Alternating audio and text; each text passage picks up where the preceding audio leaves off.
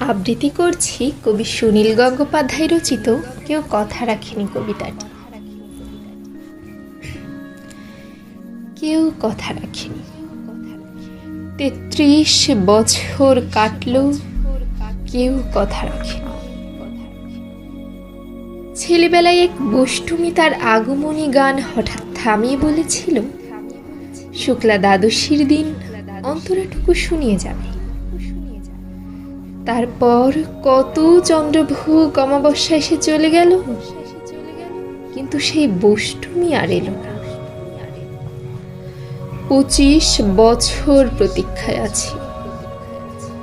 মামা বাড়ির মাঝি নাদের আলী বলেছিল, বড় হও দাদা ঠাকুর, তোমাকে আমি ৩ প্রহরের বিল দেখাতে নিয়ে যাব। সেখানে পদ্ম ফুলের মাথায় সাপ আর ভ্রমর খেলা করে। নাদের আলী, আমি আর কত বড় হব? আমার মাথা এ ঘরের ছাদ ফুঁড়ে আকাশ স্পর্শ করলে তারপর তুমি আমায় ৩ প্রহরের বিল দেখাবে।